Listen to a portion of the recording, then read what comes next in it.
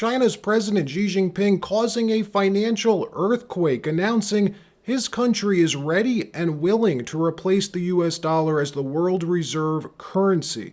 Yes, that just happened.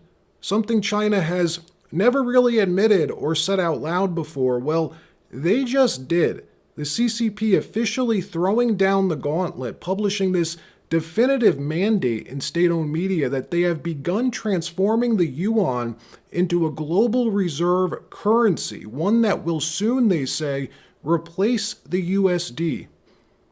The EU and Canada announcing plans to strengthen relations with the Chinese. How quickly the weak hedge their bets, and Trump working now to cut China out from its knees. The first blow was Venezuela, the U.S. now controlling Venezuela's crude oil supply. Next is Iran. Who is Iran's top oil customer? That would be China. Well, what do you know? Breaking this morning, at least 112 U.S. Air Force C-17 aircraft heading to the Middle East. What military observers are calling Desert Storm-level deployments. An eye-opening and massive number of C-17 Globemaster military transport and cargo planes have been observed heading to Europe and the Middle East in what some monitors have forewarned looks like the buildup to a major war in Iran. One regional watcher and pundit commented in response, 112 C-17s are in or on their way to the Middle East. Guys, that is a lot, like Desert Storm a lot. Stay tuned. The U.S. now ordering U.S. citizens to leave Iran immediately.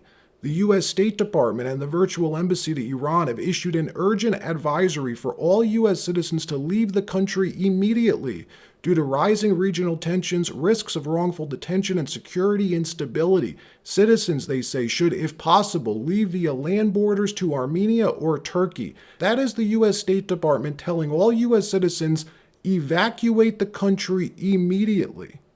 Our missile program is strictly for defense. It is not and will never be a subject for negotiation, but President Trump isn't having it. Listen to this. Yeah, there's a deal that would be acceptable, but the one thing, and right up front, no nuclear weapons. If we could have made that deal 2 years ago, we would have made that deal, but they weren't willing to do that. Now they are willing to do it. If they would have offered this deal originally when we first started, it would have been accepted immediately. We'll see what happens. One is to make certain we can defend as best as possible against the drones and missiles that we know will be launched by Iran. And two, also make certain that we have the offensive capability to deal with the entire infrastructure of what is sustaining this regime. That is civilian and military leadership, the IRGC and the other repressors of the people that are there. The IRGC is a military organization as well as a paramilitary organization. We've got to strip its entire infrastructure down, Basel militia and others, and then also at the same time air defense systems, certainly, so they have freedom of action over Iran, but deal with their rockets and missiles, which are significant, as well as their drones. This would be combined Israel, United States. We have the capability to do that. And I think bringing in the additional resources, that is the pacing item in terms of when there would be a military operation. The media reporting this has to do with nuclear talks, curbing Iran's nuclear program. Oh, is that so? Preventing them from restarting it, which is the last thing Iran's trying to do right now. Their country's collapsing. They saw these massive nationwide protests and riots last month. Their annual inflation rate just hit 44.2%. And the U.S. obliterated their nuke program last year with Operation Midnight Hammer. What we're actually watching play out here in Iran is just this small piece to a larger geopolitical chess game for multipolar dominance. The U.S., China, and to a lesser extent Russia, all playing this game. The unipolar order, folks, is finished, and China just made its move. Look at this. Chinese President Xi Jinping announcing the CCP will be elevating the yuan to a primary global reserve currency, aiming to challenge the US dollar's dominance.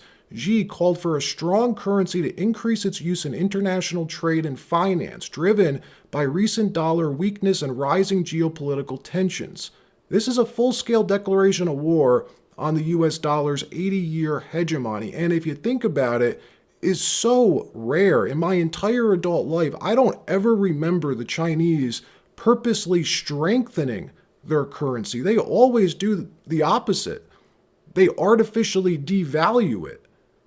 And the EU and Canada blinking now, cozying up to the Chinese. Remember, it was less than 2 weeks ago in Davos, Canada's Mark Carney and EU's Ursula von der Leyen announced to the world that Canada and Europe and the world's middle powers would forge their own way without the United States, that they would continue to carry the mantle of free trade, they said. Then we saw in this utterly embarrassing moment, Canada's Prime Minister Mark Carney fly off to Beijing and bend the knee to the Chinese, agreeing to flood his country, flood Canada, with cheap Chinese EVs. Mine is the first visit of a Canadian Prime Minister to China in nearly a decade. The world has changed much since that last visit. And I believe the progress that we have made in the partnership sets us up well for the new world order. On top of this, we're witnessing China's central bank going on this gold buying super spree. The numbers, by the way, from 2025, from last year, they are now in, and they are big, massive, from 1,773 tons in 2019 to a whopping 2,306 tons by the end of 2025, just a month ago. That's a 30% surge fueled by relentless monthly purchases. They keep buying gold, folks, the Chinese central bank, the People's Bank of China, month after month after month. They are quite literally hoarding gold over there, likely to back this new reserve currency system, which is why what President Trump just did this week is so important, signing Project Vault into existence. If you didn't see this, you're going to want to. It is important. Immediately after he did that, by the way, J.D. Vance, along with Secretary of State Marco Rubio and critical minerals czar for the White House, David Copley, hosted this major critical minerals event with world leaders.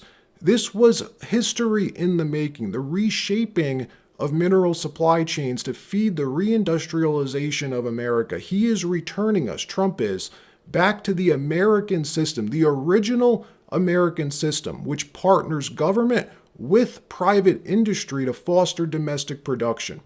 Saying no longer are we choosing between free trade capitalism on one hand or some dumb version of big government socialism forcing us to choose one or the other, right? Establishment Republican, who lets the markets destroy your standard of living, or democratic socialism that lets the government spending increase exponentially inflation to these mind-boggling levels, both of which hurts the American consumer. The American system, though, the true American system, is neither of those. And Trump's announcement of Project Vault this week, the creation of a U.S. strategic critical minerals reserve supported by the Export-Import Bank, exemplifies the return of the true Hamiltonian economic system that our country was founded on. Listen to how the head of this bank just described this. Watch this. Reserve, and now I would like to ask Ex-Im Chairman John Yovanovitch to say a few words, followed by our friends from business in Congress. We'll go over that. But we have some great business leaders, the best, here today. And John, if you would start it off, that'd be great. Thank you. Thank you, Mr. President. The President gave us a very clear directive.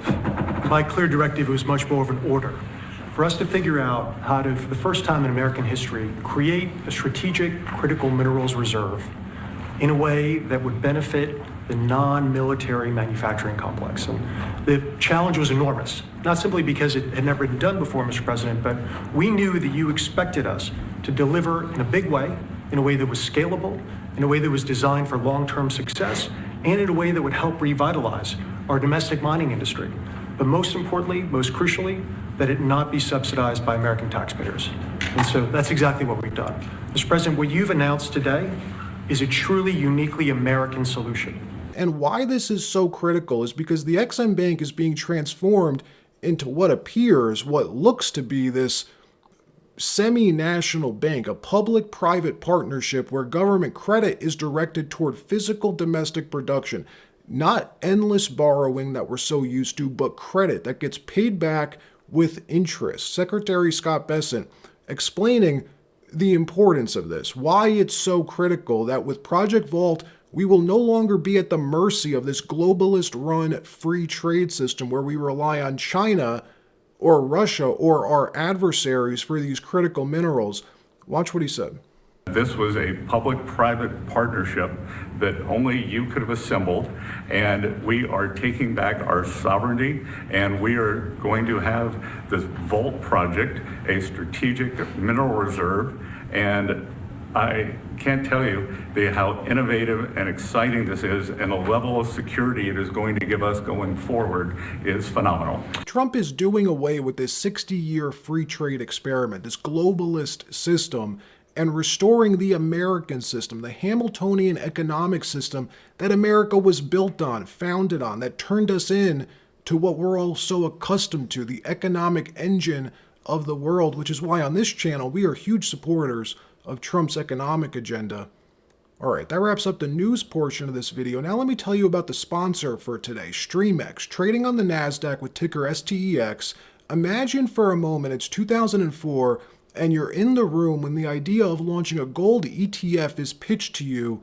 You could have been a founding member of a financial product that now manages $170 billion and collects massive fees. Well, this could be the ultimate commodity stock. Legends are piling in like Frank Giustra, who pioneered the gold and silver royalty business and has had multiple successful billion-dollar precious metals deals. Now Frank turning his attention to StreamX with insider buying happening regularly. The insiders are acquiring aggressively. Their new gold product will generate a yield for holders and will potentially revolutionize the entire gold space. This is all happening in 2026. StreamX, ticker STEX on the NASDAQ, went public just a few months ago. And to me, their flagship debut product, the GLDY, which offers up to a 4% yield on a one-to-one, fully backed, vaulted, audited, redeemable, and 100% insured gold product, is a Netflix versus Blockbuster moment for the new gold bull market. No one else offers yield on gold.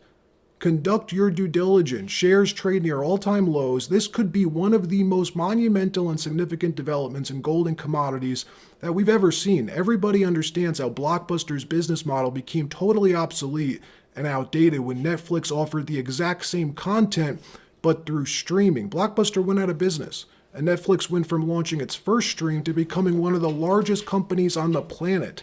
Think about having first mover advantage and owning a piece of a competitor to the ETFs and earning fees from the marketplace that StreamX is creating. Their chief investment officer, Mr. Mitchell Williams, who not only ran WAFRA, the Kuwaiti Sovereign Wealth Fund, and was also one of the sole portfolio managers for Oppenheimer's flagship value fund, but also billionaire mining tycoon Frank Giustra, along with who I consider to be a mining legend, Sean Rusin, are well aware of the opportunity. Both are shareholders of StreamX and advise the board. Frank Giustra just invested heavily to the tune of owning 18.2 million shares. That's around 50 million USD in current worth. Over 50% of shares are owned by insiders. The two co-founders each own 21 million shares, worth just north of $60 million. So significant skin is in the game for the people leading this revolution. The company originally secured funding through Cantor Fitzgerald, the company that was run by Howard Lutnick, Secretary of Commerce, and now managed by his sons. And after this recent $40 million financing, the company has no debt. StreamX purchased gold bullion for its own balance sheet. They are very likely to be one of the first publicly traded companies to own gold on their books. The platform itself was developed by the same software experts that built cybersecurity infrastructure for Capital One Bank, Bank of America, JP Morgan's credit card processing infrastructure business, one of the largest fintech platforms in the world. What I am telling you is that StreamX seeks to compete with GLD and others by offering a fully backed, vaulted, audited, and insured GLDY product that actually generates up to a 4% yield and disrupt the ETF model and take share from it. And the company was just birthed months ago. Every day, $295 billion changes hands in the gold market. Imagine StreamX, as a first mover, is able to turn some of that volume to their proprietary platform. If successful, StreamX shareholders will effectively own one of the world's largest and most disruptive commodities marketplaces. All right, that wraps up this episode. Like, subscribe. We'll see you next time.